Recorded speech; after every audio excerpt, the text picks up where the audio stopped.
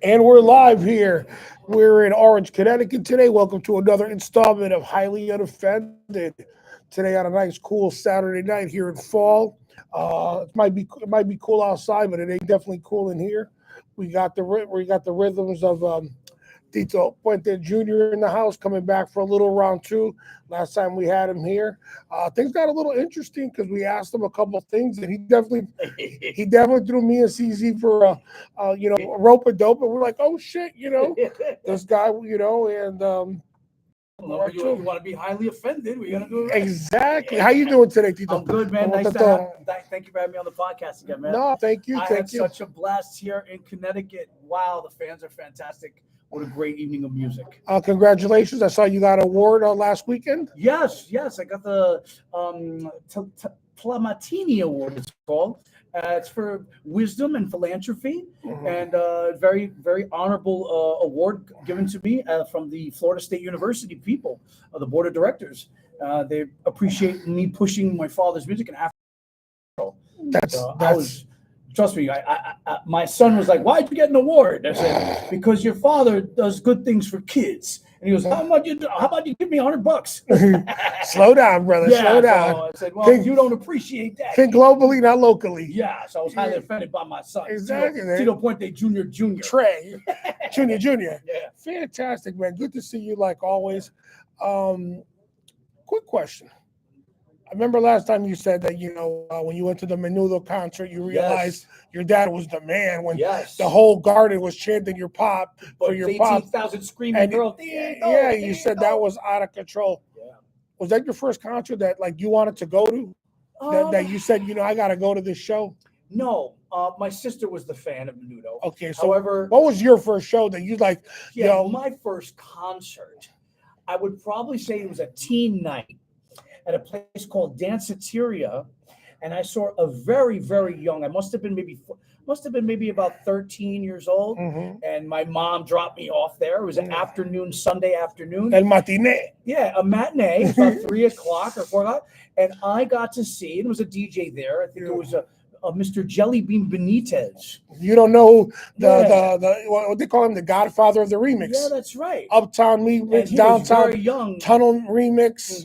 So this was 1983, and I saw a very young Madonna on stage. That was my first concert that I remember. Of course, being born and raised around Tito Puente, I fell asleep at his shows. Yeah. But my first concert that I wanted to go to, because I heard about this girl Madonna, and she had this awesome song called "Everybody Come On Dance and Sing," and then burning up. Yeah, and then Lucky Star and all those Borderline, all those great songs. And then my sister, hold on, John Leguizamo says that Madonna stole Latin freestyle from us with those songs. Yeah. He always says that. I was like, come on, man. And then my sister Audrey dragged me to the Manu concert, maybe like 2 weeks after that. But that was my first show. And I was quite impressed with Madonna, and I fell over right there. Jellybean Benitez, man, he was the man, classic, man. The Godfather of the remix. Teenage parties. Well, it was all ages. No, they didn't serve any liquor. Like the that. juice bar days. Juice bar days. Juice bar days. But it was fun. Teenagers went, kids went, and and they also did it with the roller skating rinks too. Yes. Back in the day. How was last time we talked to you? You had tickets for Metallica. I did. I did not get a chance to see them. Come on. Them off. I couldn't make it, man. I had another gig. So now I traded out my tickets and I got Iron Maiden tickets. We're going the 7th in Mass. Yes. In 2 weeks. We're going to Worcester. That's right. Where are you going to see? Where are you going to go I'm see? I'm going to go see them, I think, on the West Coast. I think I'm going to go to the West Coast and see them because I'm going to be in, I think, California. Yeah, we see them. We're going to go see them again. And I'll say one thing, man. Yeah. Bruce doesn't let you down. Nico, cancer-free, amazing pilot, flying his jet all around the world. Got a new book. Nico McBrain, 70-something years old. The guy plays a mean drum set. Amazing Iron Maiden. Still doing it after 40 years. 40 years. Yeah, those guys are just. Yeah, last year we saw a bunch of shows. We saw Judas Priest. Oh, man. We saw the gang. Dude, Rob. He's still My man comes Yeah. out and he commands the stage. Awesome. Did KK Downing come at the end? Somebody told me that sometimes he showed up at some of the shows. Yeah. And Tim Ripper Williams, too. Of course, he's feeling sick. So. You know what I mean? But man, those are the original Judas Priest guys. But Yeah. Bob Hopper still kicking butt. Oh, that guy, man. yeah. We're going the 7th to Worcester, Mass. to go see Maiden. Oh, what? All the way. What? Do not miss Iron Maiden. Guys. No, but if you've never seen him, man, you Sold know out. you gotta go. You know what I mean? Yeah, that show's unbelievable. No radio play. So when did you get into the metal thing? I got into that growing up in New York, and it was the 80s. You know, on the radio at that time, you had the Def Leppard, you had the Bon Jovis, you had all those, hot songs. I was a fan of Phil Collins, Genesis. But now, like, I remember the first time one of my buddies, Puerto Rican dude, one of my co-hosts, Ramon, him being in my room in middle school, and he picks up a tape, and it was Rush Moving Pictures, and he goes, "Who the fuck is this?" he goes, "What are you, weirdo?" He goes, "What's Rush? What are they rushing about?" Right. And I go, "You don't know what that is?" He goes, "Nah, man." And so a lot of my friends used to mess with me and be like, "Yo, what are you listening to?" Like, and I remember he's looking at my tapes, and my tapes would go from Lisa Cull Jam to Feel the Beat to the Doors' Greatest Hits. Yes. And then, and then Moving Pictures. These guys would be like, The Professor. They'd be like, who the fuck is, they'd be like, who the fuck is Rush? And these guys they would dog me out. Yeah. And it was just crazy. Did you ever get any of that from your side of the world? Like, only from my father. ¿Qué tú estás escuchando? Only from my father, Tito Puente. He was like, "What the hell are you listening to?" I was Esa bulla. But he respected Neil Peart from Rush. He respected, of course, Nico McBreen from Iron Maiden. He understood these guys. He understood Phil Collins, and he played the drums as well in Genesis. He understood. So he respected them, but still didn't understand the music. But he respected their drumming playing. But he was the first one to say, "What the hell are you listening to?" Yeah. So like a lot of my buddies used to be like, "Yo, what are you, man? You crazy listening to that, man?" Last time you hopped on the drum kit, man, you look really good on the drum kit. I was thinking about it. This drummer tonight was so fantastic. Oh my God. I was talking to him and I said, "Dude, I want you to do the show." Yeah. And he's from Queens. Yeah, he's a Queens guy. And I said, "Dude, hop the train, I'll pick you up." I'm like, "Dude, from the Far East." Yeah, man. I told him I was watching him on the kit. He was tight. He was killing it. So I thought I want to take his sunshine, man. He was storming it. And I'm a little tired too because I got off the plane earlier too, so I didn't want to get too much into that. But I love playing the kid. And he had a nice kid up there too. Nice Tama set, just like the Professor. Yeah, like and the Tama days.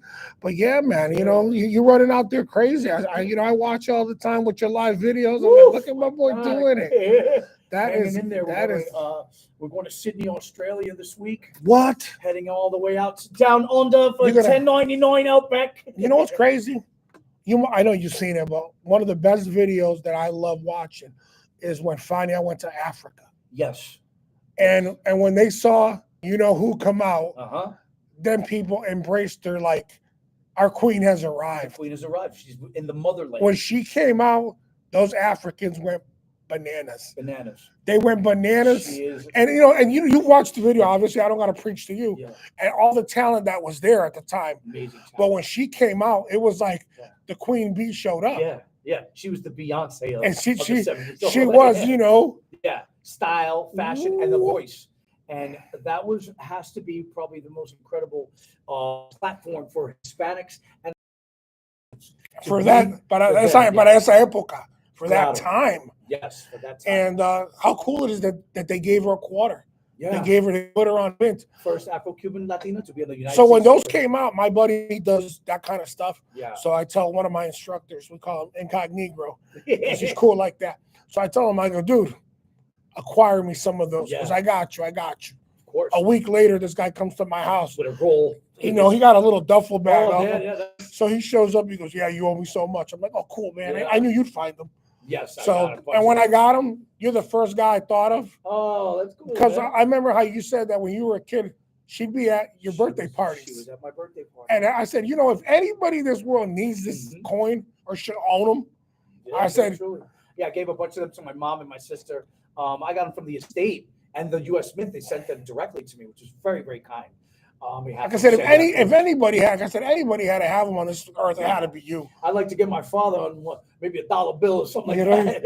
Yeah, but yeah, it's so nice to see a Hispanic Afro-Cuban negrita on a United States quarter like that. And and a lot of people don't understand the plight of her. Yeah. How she got dissed, Mhm. in an airplane Yeah. when Fidel said, Racism, "Yo," all that. what I'm talking about when Fidel says, "Yo, you don't Mhm. come back, you Don't all come back set, here. Yeah. you good," Left her whole family there, her mother. and all he did was harass them after that. That's right. And she never went back. And my father used to say, Tito, when are you going to Cuba? He said, when Celia takes me. And Celia never went back. And my father's not never politicized anything, but he did have a dream, and so do I too, to play in Cuba one day, a free Cuba. So now your dad didn't play out of protest with her, or just No, Tito Puente played in Cuba, Yeah. BC, before Castro. So he basically? used to play back when Meyer Lansky used to Yeah, run the when Meyer- Hotel Nacional. That was a mafia back then. Yeah, So when that Meyer- was 1939. That's before Castro. Yeah. Castro was a teenager or a kid then. So my father was playing with Jose Cubelo and Xavier Cugat and the Charo and all them. They all played at the Hotel Nacional when Yeah. it was a free Cuba back then. And it was a lot of gangsters used to go there. Dad played it for many years at Hotel Nacional, 6 weeks at a time. Yeah. And he was a young 19-year-old Tito Puente. That was right before he went to the war in 41. So 1938, 39, 40, right there, he was in Cuba at Hotel Nacional. And he went there when he was a kid too, learning about the Afro-Cuban rhythms, 6/8 rhythms, conga, timbal, bongo. Guaguancó. Guaguancó. Tito Puente is probably the only Puerto Rican drummer or percussion player that plays Afro-Cuban music, the style like a Cuban.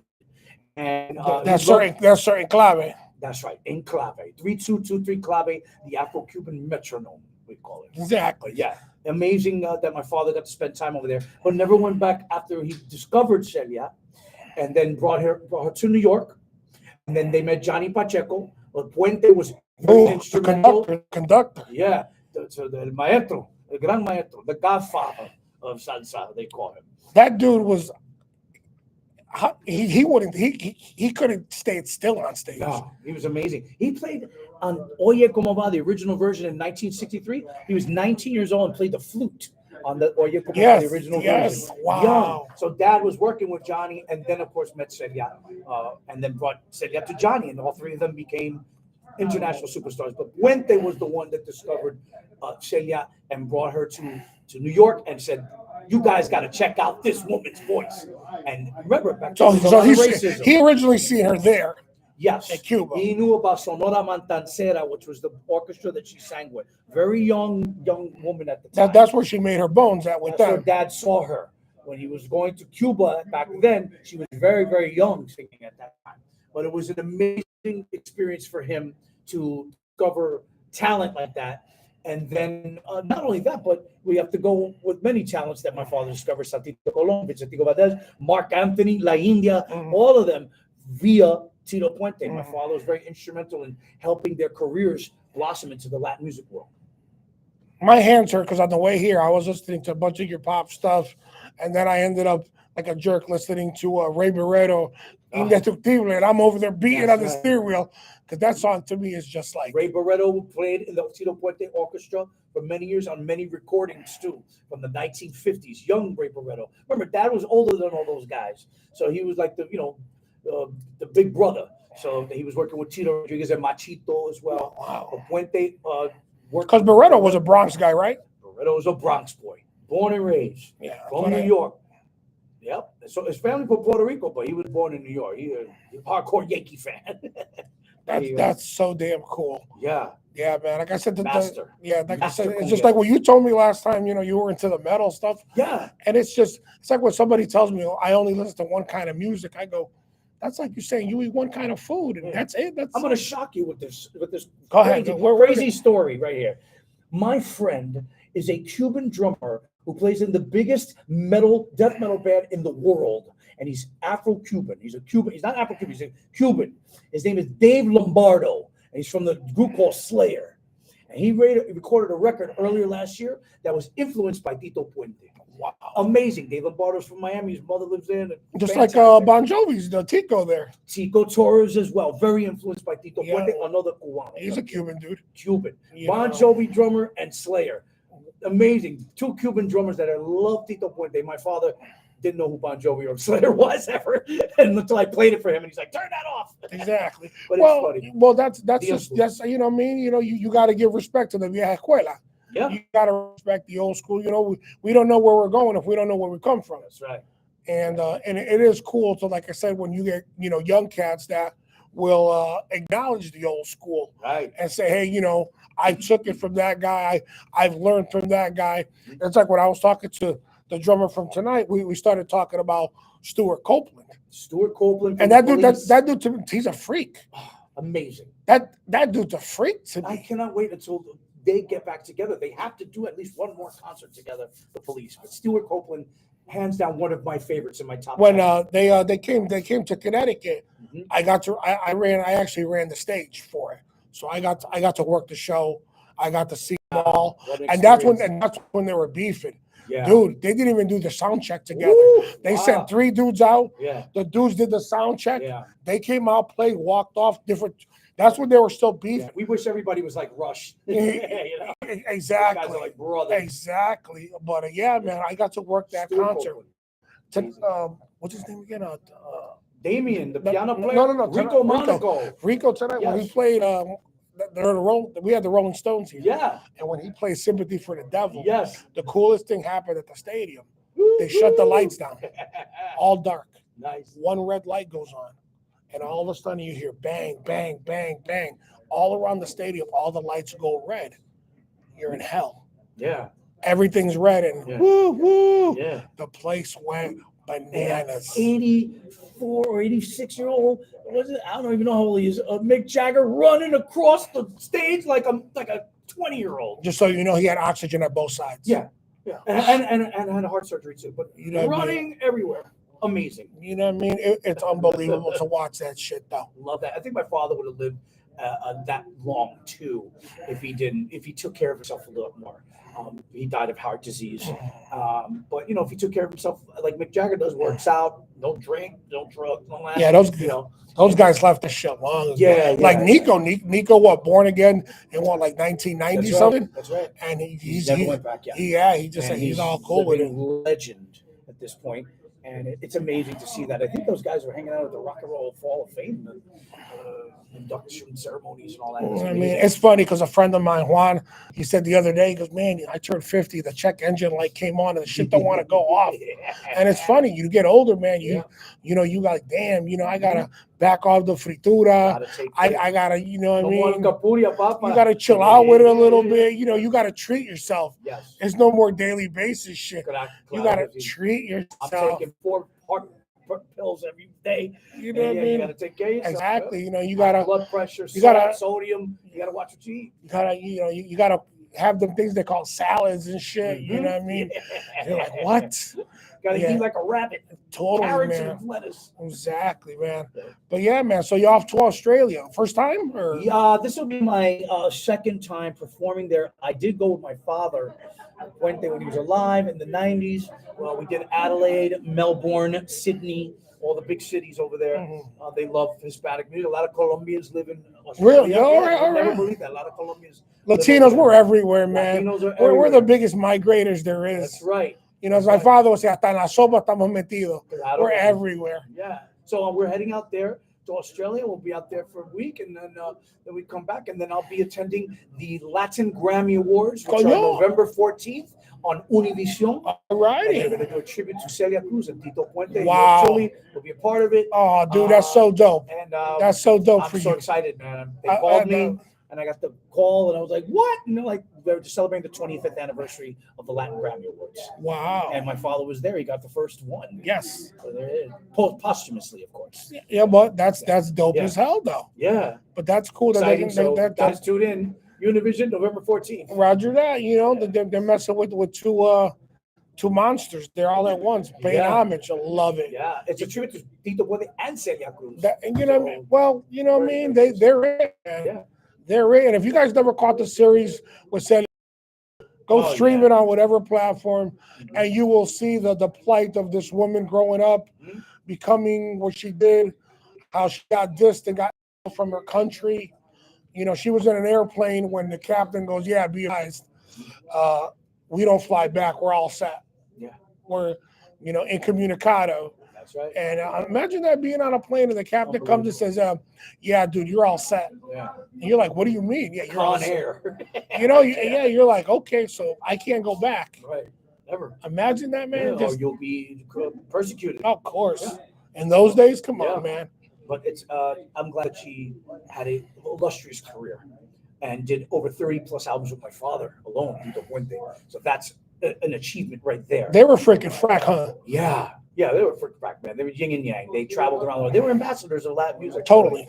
Traveling around the world to countries that didn't know English or Spanish, like Japan, the Far East, the Orient, Indonesia, Korea, Hong Kong, Bangkok, Thailand, places that they don't speak Spanish or English, but they knew and they knew Tito Puente Oye Como Va, and they knew the lyrics. You know what I mean? And it's funny when I'm listening to your Papa coming down, and one of the tracks that played, how he totally gave thanks to Carlos, and he said, Carlos Santana introduced this to the rest of the world. Yes, he did. He goes, Carlos put us on a platform that we weren't on. That's right. And we're indebted to him as the family, too, because we still receive those residual checks every time Carlos Santana plays the song. The estate of Tito Puente receives. Because he played that at Woodstock, right? Yes, that's where he first played it. And yes. He was 19 years old back then. And have you ever seen him talk about it? Yes. How he said he was so high and he thought the guitar was going away from him. Yeah. And that's why he kept pulling it in. Yeah. And he said he was on so much. He said he was on so much acid. Yeah. And he goes, that's why. He goes, I thought the guitar was going away, and I kept clamping down on it. Amazing, Carlos Santana, still performing residency out there in Vegas, and I personally want to just thank him. He's been so kind to our family all these years, and just that song is the song that keeps on giving. Have you checked out that Sphere yet? I have not checked out the Sphere yet. Oh my God, man! The Eagles are up in there now. They're doing it. Yeah, they're doing Henry and the crew. Yeah, a friend of ours, he's doing sound out there with them. But man, I'm going out in January. Yeah, Vegas is hot in January. I'm going to go out in January. A lot of conventions and stuff like that. Shout out to my man, Alex Raimundo from Number Juan Tequila. Yeah. He'll be out there, so I'll go out there, hang out with my man, Alex. Mm-hmm. Love that dude, him and Ron White. Nice. And, but yeah, man, that's so cool. Yeah. Crazy busy. Documentary series is starting to in pre-production now. It should be out by 2025. The trailer is coming soon. I think we were going to announce it during that Grammy week. Oh, yeah. As a matter of fact, so that's in a couple of weeks, as a matter of fact. So that's happening. They're renaming a street in Chicago on November 8, 9, or 6, 7, 8. And they're renaming a street of Tito Puente Street in Chicago, right there by Humboldt Park, big Hispanic Puerto Rican area. So I'll be flying out there to accept that on behalf of the family. We need to get something in the Bronx. Yeah, we got Ray Barretto in the Bronx. Yeah, we got to get the Bronx. Well, we're in Manhattan. We got Tito Puente Way in where he was born. But the Bronx needs a Tito Puente Street too. But yeah, it's nice. We're getting a lot of accolades, and Puente's name is the brand. It's a brand now, and we encourage people to listen to his music and learn more about him and be inspired by Tito Puente. This past Hispanic Heritage Month, people are listening a lot more in Spotify playlists, adding Tito Puente. And hey, you can go home and tell Alexa to play Tito Puente music, and it'll play 72 hours of it. 70. That's how many records Dad had out. So incredible. We're doing so many big things with the catalog coming up soon too. You'll be hearing about it in the trades like Billboard. And love to hear that, man. Yeah. Love to hear that. A lot of good things happening. That's cool. That's cool. Saw your sister was at the Mets game. Yeah, she went to the Mets game. Audrey's a Mets fan. I'm a Yankee fan. I don't know. I'm waiting for Subway Series. Oh, we want that back. We want it so bad. We want that. Oh, believe me. My buddy called me today. He goes, "Hey, I know we ain't gonna buy tickets." I said, "We're just gonna go out of stands. Yeah, and we're gonna go to stands across and just hang out." I said, "We're going." My friend said he's gonna get a drone and watch it from the back. I told him. I said, "Dude, we're gonna go to the Molino Rojo, the Cuchifrito right there." Yeah. And I said, "That's it. We'll buy." That is a bigger ticket than Taylor Swift. Okay. Told him, I said, "Shit, we're gonna buy some tall boys and hang out outside." Yeah, man. Fuck out of here. En la calle, papa. Exactly, dude. I told him, I said, "We're going." I said, "It's just, we got a Subway." Fans are rabid right now. Rabid. They're on fire, though. They're killing it. They are. You got to, I got a friend of mine. Got a friend of mine who's a Mets fan, and I always say, "Is that a high school team?" Yeah. And they flip out. I'm like, "Come on, It's amazing to see a team. Queens, man. Queens. Yeah, make I it was out happen. there. I was out there towards the end of summer. We went out to go see Foo Fighters Yeah. and with the Pretenders. Oh, that's a nice Man, bill. Chrissy Hines sounded so good. Yeah, Chrissy. I always wanted to see them cats, Mhm. and it was nice to see them And you saw open the up. new drummer for Foo Fighters too, Yes, right? Because our Yeah, buddy yeah, passed yeah. away. He's handling his business, the Yeah. new drummer, and it was good. Like I said, That's the hot. show got called because it started thunder and lightning. And Mhm. running back to that Yeah, subway, yeah. boy, you never saw so many people, running to the train. It felt like warriors and shit. You know what I mean? It came down. The Yeah. sky just opened, Yeah. and everybody I've had a was just couple of running. cancellations in concerts over the summer through wind and rain and stuff. Yeah, it's the big L. Once it gets lightning, Yeah. Live Nation don't want no problems with Yeah, they don't want nobody. no issues. Ain't nobody getting sued out here. I was in New Rochelle last year.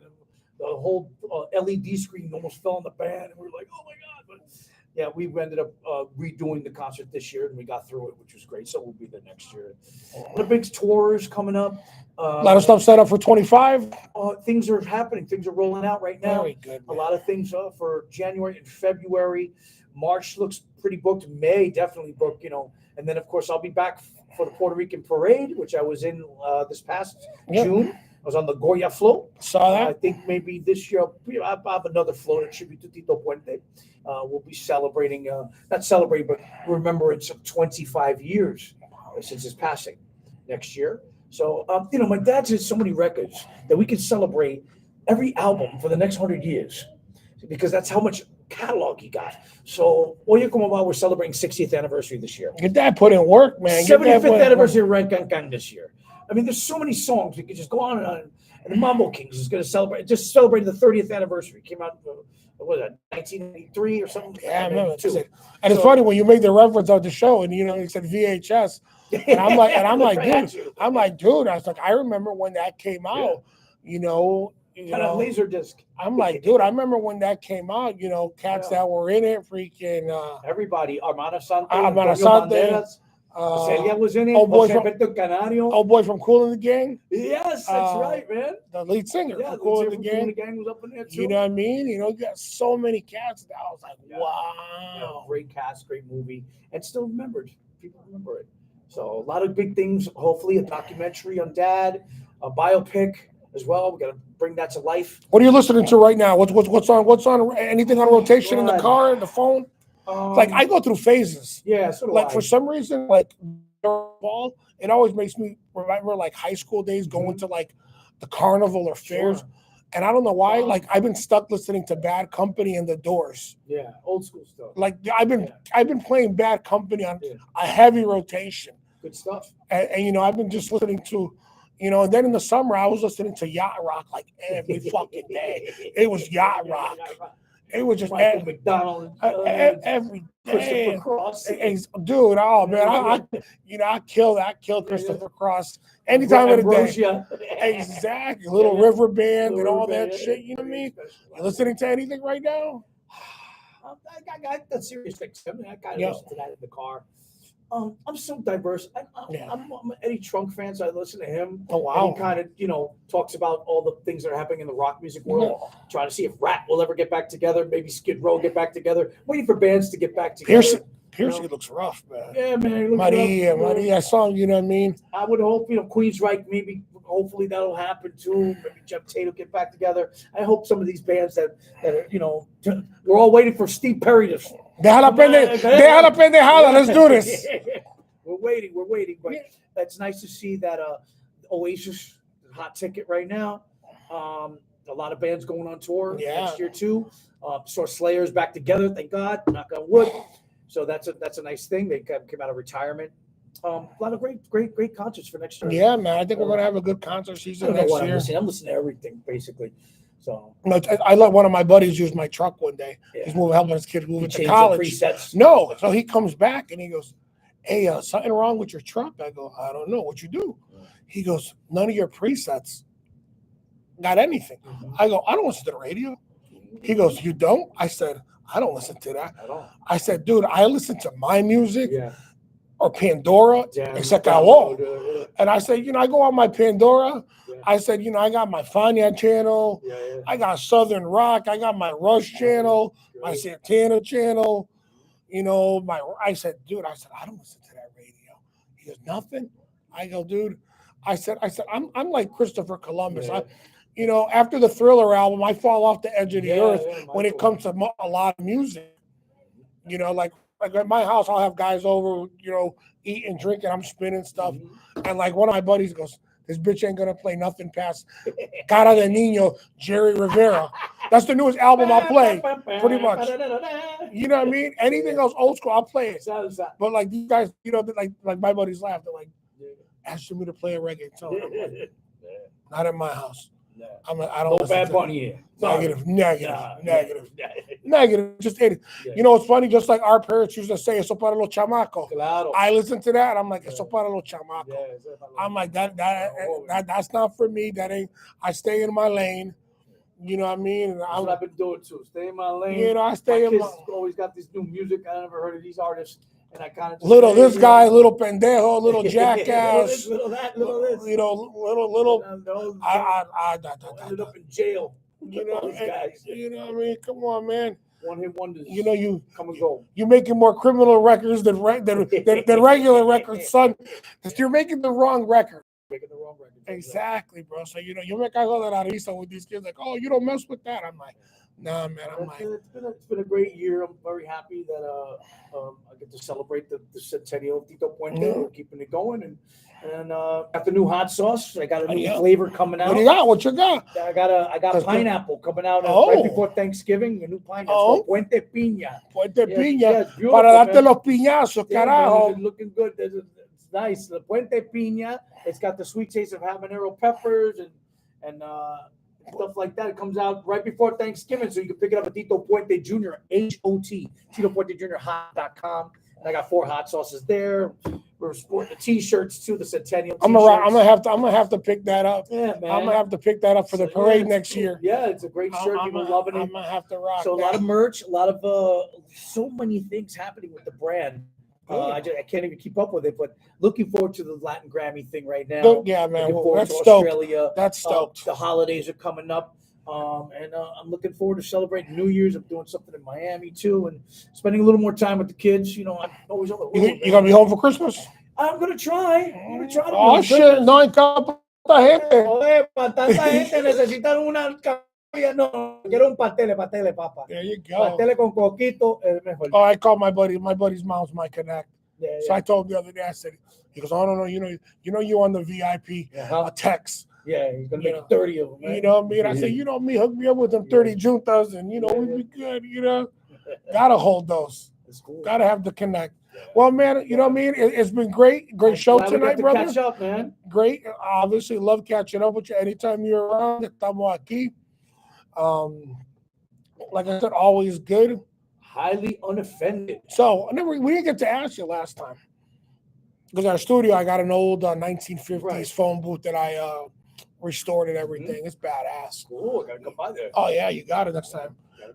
So we always say that I got that's a magic phone booth, and we always say if you could go in there, pick up the phone, and you could call the 20-year-old version of you.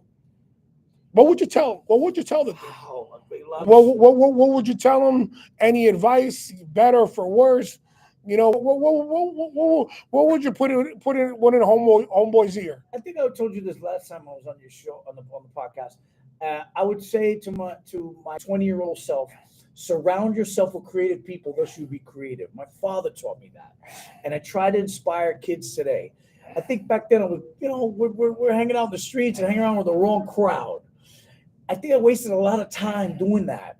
And now I surround myself with a lot of musicians, and I can talk all night with them and really connect with them. The camaraderie of being a musician, and especially percussion playing, is something that's unique for percussion players like myself and to other drummers. That's why I got along with the drummers and all the percussion players up there. We just have this bond, this connection.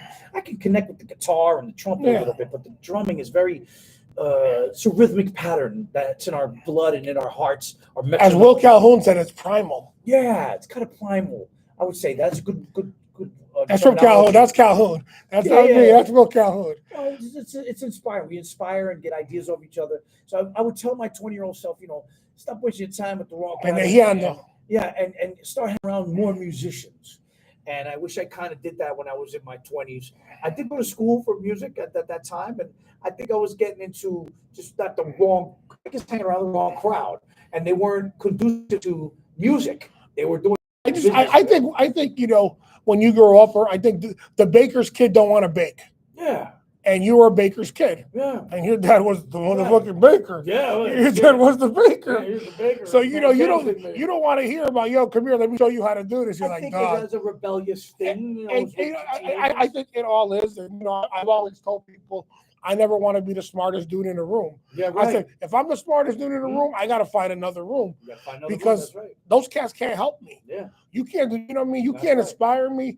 You can't. You have to be inspired off each other. Exactly. And that's what I would tell my 20-year-old self. Be in a room where people inspire you. And I'm glad that now I feel that even more so. Being in your presence too. You inspire me. Man, I love, like I said, I love being around dudes who, like you said, got it going on for themselves, are trying to make moves. They're not still. No. And when you talk to those guys, and can't sit idle. He might say something and you go, coño, este tipo va a pegar, cualquier día va a pegar. Yeah. And that stuff to me is just. My dad used to say, Gino, when you're up to that, when are you going to slow down? When are you going to get some sleep? He said, I'll sleep when I'm dead. I think one of the coolest things I saw in your pop is Sesame Street. Yes. Fighting with Oscar the Grouch. Oh my God, them two going at it. Yeah, they were going at it. He's like, hey, who are you? Yeah, TP. Yeah, I saw that. I saw that when you posted it up one day. I was like, no way. Grouches don't dance. Yeah, that was the coolest thing. Hilarious. Telling off Oscar the Grouch. Your dad made it to Sesame Street. Yeah, it's mainstream when you're on that show, or The Simpsons, or those big character shows like that, animation and puppets and big stuff. Kids are inspired by that stuff. And I'm glad that Puente's name still resonates with everybody around the world. Unbelievable. Gracias, hermano. No, thank you, brother. Vaya, and papa. Once again, another installment of Highly Unoffended. Thank you for coming for the ride tonight. Once again, let's try to treat each other a little better, be a little better humans. And once again, good night, America, wherever you are. Vaya. Fantastic, brother. Thank you so much, Yeah, brother. man, I know you want to press record. No.